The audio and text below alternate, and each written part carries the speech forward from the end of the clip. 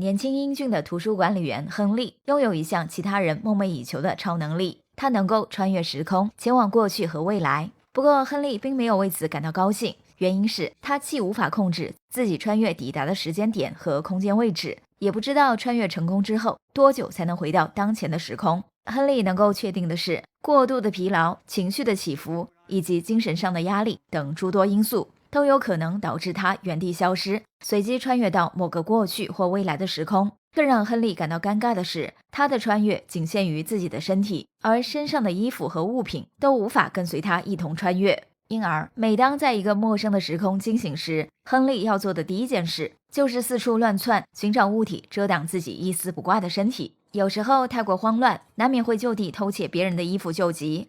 为此，亨利无数次被人当成小偷，追得使徒狼奔，狼狈不堪。好在每次穿越的时间一般不会维持太久，少则几分钟，多则几小时或者几天，他就会伴随着一阵天旋地转般的晕厥感，留下一地凌乱的衣服，穿回到原来的时空。这种不受控制的超能力彻底搅乱了亨利原本平静的生活。他不敢接受任何需要稳定出勤的工作，担心自己会在办公室或开会时突然消失，也不敢参加什么社交活动，怕在别人的欢笑中倏地人间蒸发。更不敢和异性交往，因为他无法给对方确切的承诺，也无法保证能在对方面前永远保持体面。无奈之下，亨利找了一份图书管理员的工作，在日复一日的孤独日子里安静地消磨时光。图书馆书架上各式各样的书本成了他最好的慰藉，直到一名女孩的出现，才彻底打破了亨利这种形单影只的单调生活。这天，亨利像往常一样在图书馆上班时，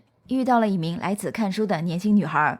亨利并不认识对方，没想到女孩在见到亨利后，面露惊喜地叫出了他的名字。女孩名叫克莱尔，她声称在小时候见到过亨利。为了证明自己所言非虚，克莱尔还向亨利展示了自己随身携带的日记本，里面详细地记录着两人第一次见面的时间。那年克莱尔只有6岁，亨利则已36岁。很明显，克莱尔在小时候见到的是穿越回去的亨利。当时家境优渥的克莱尔和父母居住在郊区的一栋豪华庄园内，庄园后面是一片风景宜人的树林。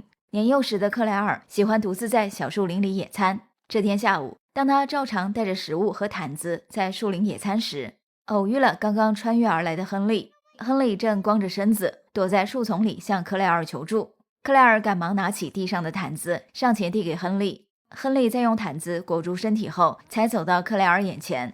他坦诚地告诉克莱尔，自己是一名时间旅行者，刚从未来穿越过来，而在未来的那个世界里，他和克莱尔是非常要好的朋友。克莱尔好奇地询问亨利，自己长大之后是不是很漂亮？亨利毫不犹豫地回答道：“那是当然。”这句简单的赞美之词，立时让小小年纪的克莱尔心花怒放。两人就此打开话匣子，聊得十分投机。临别之前，亨利向克莱尔承诺，如果自己以后还能穿越回来，定会和他在这片树林再相见。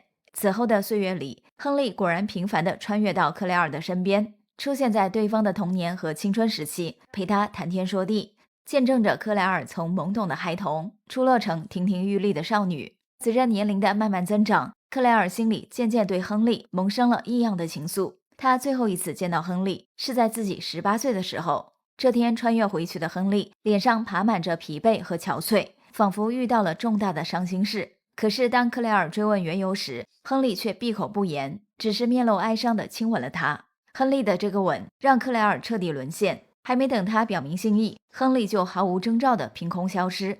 自此以后再未出现过。此次在图书馆见到亨利，克莱尔觉得对方比穿越时年轻很多。他随后情不自禁地走上前，抚摸着亨利的脸颊，大大方方地袒露了自己对他深藏多年的爱意。尽管此前从未见过克莱尔，亨利对他的亲密举动不仅不反感，反而有一种莫名的熟悉感。两颗在宇宙中漂流经年的心，在这一刻迅速靠近，最终贴在了一起。克莱尔如同上天赐予亨利的天使，终于让他不必每天再与孤独相伴。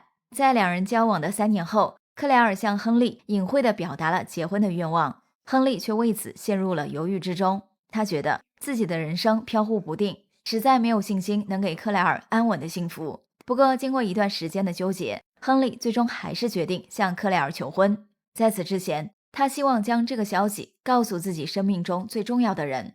这个人就是亨利去世多年的母亲。亨利8岁的时候，他的母亲死于一场车祸。事发当晚，天下着大雪，母亲驾着车带着亨利在外出回家的路上，因雪天路滑遭遇车祸，亨利的母亲当场身亡。亨利则在车祸发生的前1秒穿越回了2周之前，侥幸逃过一劫。这是他人生中的第一次时空旅行。自此以后，亨利就莫名拥有了这项超能力。他曾无数次穿越回过去，想要阻止造成母亲丧命的车祸发生，结果总是无济于事。亨利慢慢明白过来，自己虽能时空旅行，却无力改变发生过的历史。好在穿越的超能力能让他经常看到母亲活着时的模样。在决定向克莱尔求婚后的一天晚上，亨利又一次如愿穿越回到了母亲活着的时候。他在一列地铁的车厢里见到了正下班回家的母亲。亨利的母亲是一名不太出名的歌手。亨利以歌迷的身份主动上前与母亲搭讪，并告诉对方自己遇上了一名心爱的女孩。这名女孩像是茫茫宇宙中的一根系在他身上的牵引绳，无论他飘向何方，女孩都会将他牵引回家的方向。因而只有和这名女孩在一起，他才会感到安心。亨利母亲虽然不明白眼前的这个自称他歌迷的男子究竟在说些什么，但还是微笑着向其送上了祝福。得到母亲的许可，亨利依依不舍地和母亲道别，然后在下一站走出地铁车厢。他很想跟母亲多待一会儿，却又很害怕自己会在母亲面前突然消失而吓坏母亲。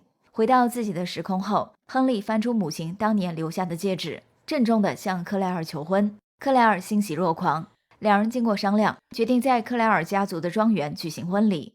尽管两人家境悬殊，克莱尔的父母倒是没有嫌弃亨利。克莱尔的父亲酷爱打猎，与亨利初次见面，他便热情地邀请准女婿等到冬天和自己一同前往附近的山上打猎。亨利欣然答应。婚礼当天，亨利显得特别紧张，他担心自己的情绪波动会引发穿越，造成大麻烦，于是提前吃了一片镇静药物，想稳定一下心神。谁知刚吞下药片，亨利就骤然消失，不知穿越去了哪里。眼看婚礼仪式即将开始，新娘克莱尔将面临极为尴尬的局面。危急关头，来自未来的亨利及时穿越到婚礼现场，给克莱尔解了围。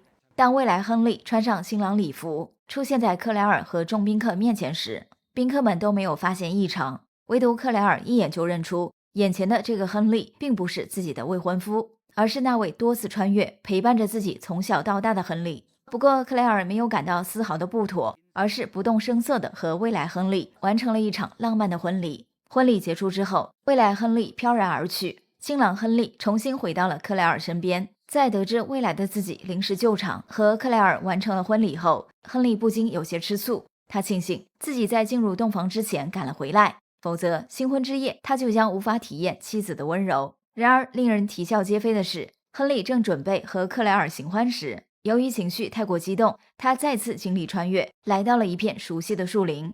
这里正是36岁的亨利和6岁的克莱尔初次见面的地方。此时的克莱尔跟初次与亨利见面时一样，正独自在树林里野餐。亨利赶忙上前，兴奋地将自己刚刚结婚的事告诉了克莱尔，但他没有透露自己迎娶的是长大后的克莱尔。6岁的克莱尔在得知亨利结婚的消息后，显得不太高兴。他气呼呼地表示，真希望自己能成为亨利的妻子。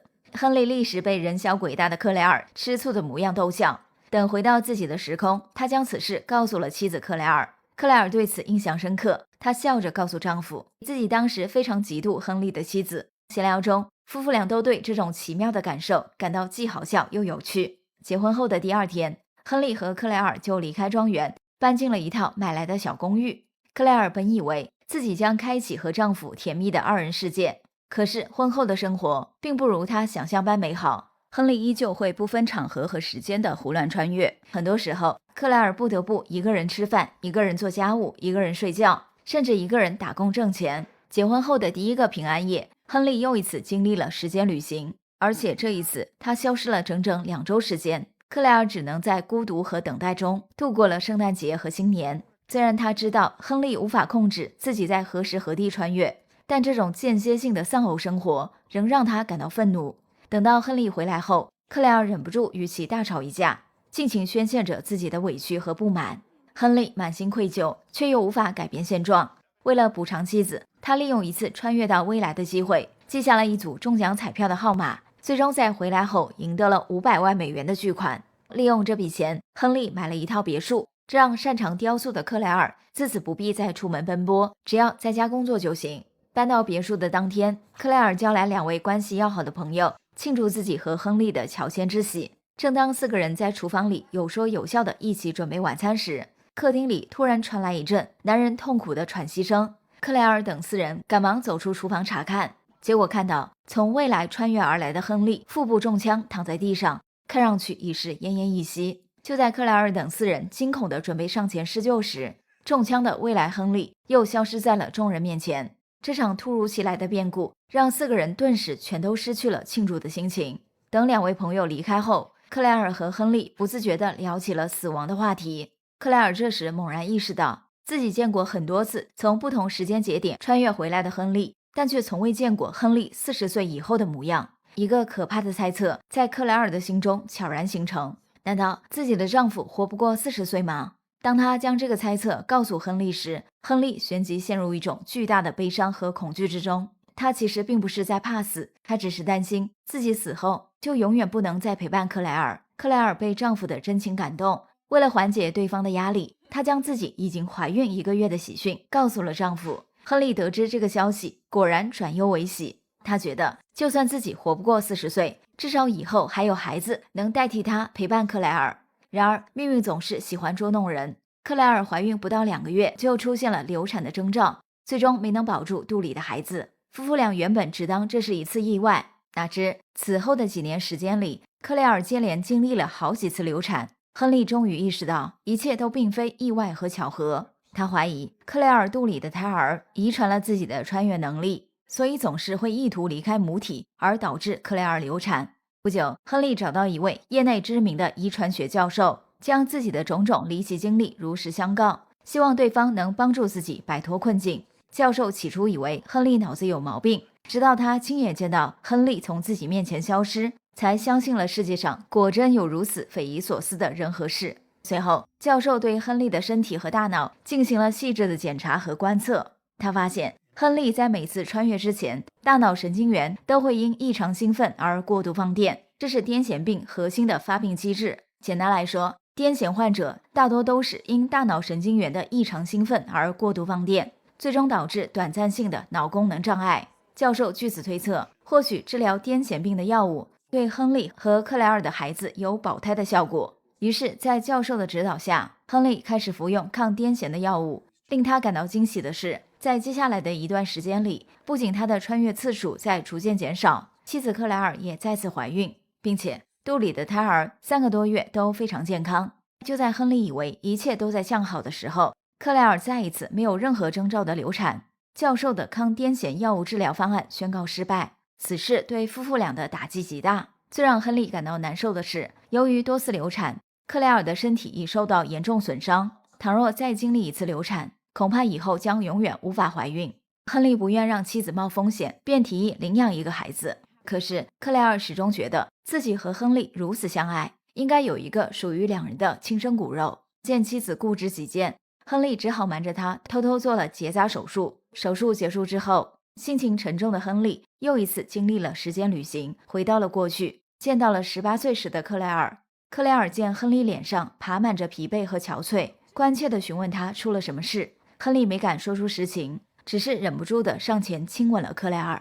穿越结束后，亨利将自己做了结扎手术，以及与18岁的克莱尔相见时的情形如实告诉了妻子。克莱尔在得知情况后无比愤怒，他痛斥亨利是一个自私自利的混蛋。正是亨利在他18岁时的那次主动献吻，才让他彻底沦陷，并下定决心未来要嫁给亨利。克莱尔怎么也没想到，亨利在夺走他的初吻之前，竟然刚刚做过伤害他的事情。在克莱尔看来，亨利当时之所以亲吻他，并不是出于对他情到深处时的不自禁，而是因为伤害过他之后，在寻求自我内心的安慰。面对妻子的指责和质疑，亨利哑口无言，只能转身离开家门，整夜没有回来。当天晚上，克莱尔忽然接到另一个从过去穿越而来的亨利的电话。挂断电话后，克莱尔萌生了一个大胆的想法，他随即驱车来到街边，见到了打电话的亨利。眼前的这个亨利刚刚从婚礼现场穿越而来，显然还没有做过结扎手术。克莱尔在跟其简单寒暄后，就将其拖入车内，与其发生了一次亲密关系。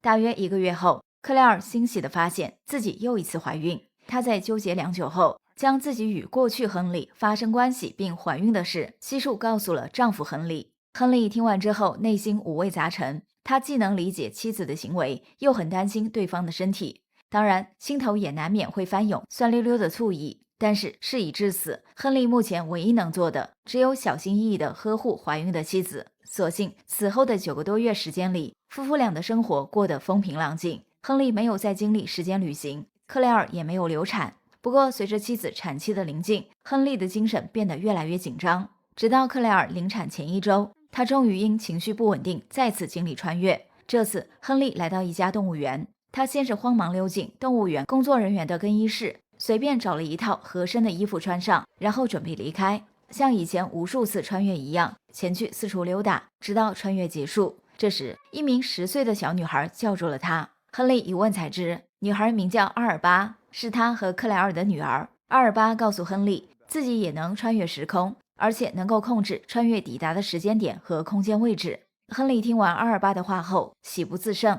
看来克莱尔不但顺利生产，而且两人的女儿还能自由自在地进行时间旅行。在和阿尔巴临别之前，亨利忍不住询问对方自己会在什么时候死去。这个问题瞬间让阿尔巴的眼眶微红，他哽咽着告诉亨利，自己5岁时亨利就撒手人寰，但他并不知道亨利是因何而死，也不清楚亨利具体的死亡日期。亨利得知自己果然活不过40岁，内心十分沮丧和难过。在和女儿分别回到自己的时空后，为了避免临产的妻子受到打击，他隐瞒了自己不久于人世的实情，只告诉克莱尔，两人很快就会迎来一名健康的女儿。1周之后，克莱尔顺利产下女婴，夫妇俩将其取名阿尔巴。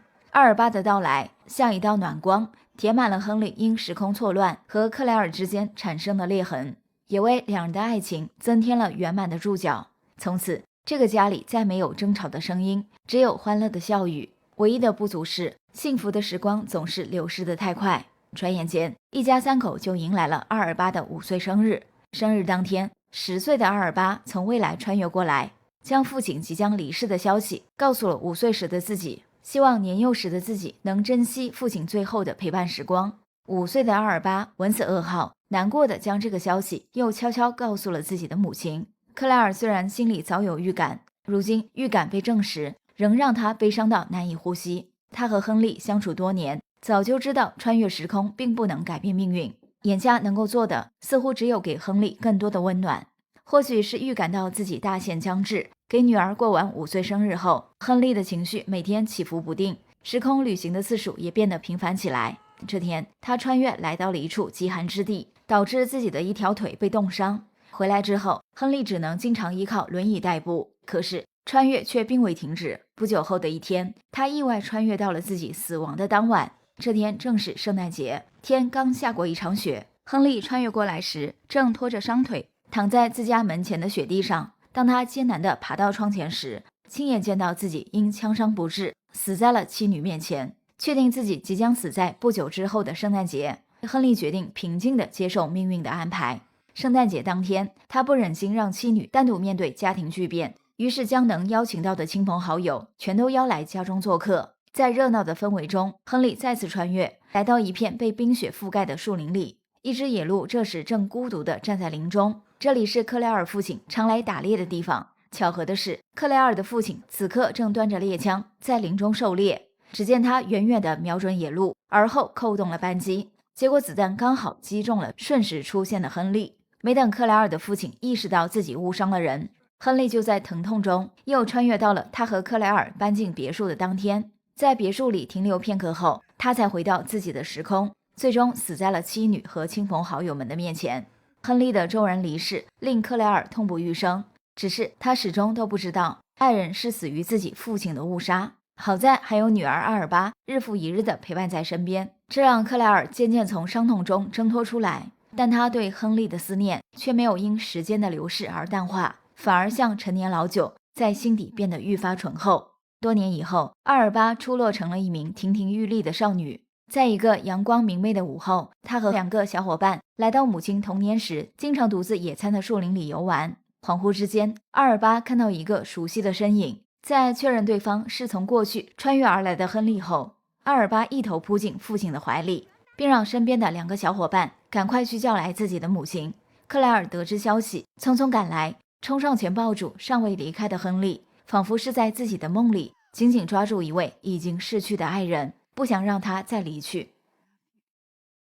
本期的故事来自于2009年上映的好莱坞奇幻爱情悬疑片《时间旅行者的妻子》，改编自一名美国女作家的同名畅销小说。这部小说在2022年又被翻拍成一部迷你剧集，剧中展示的细节内容更多，口碑也相当不错。据说原著的笔触极为细腻动人，很适合女生阅读，感兴趣的小伙伴可以找来读一读。另外，大家如果喜欢此类电影，也可以找一些同类型题材的影片看看，比如《触不到的恋人》、宛如天堂、人鬼情未了、天使之城等，都是带有奇幻色彩的高分作品。好啦，今天就到这里吧。喜欢我们节目的小伙伴，别忘了点个关注，让甜橙的声音长期陪伴您洗澡、睡觉、化妆、开车、吃饭、做家务。下期见。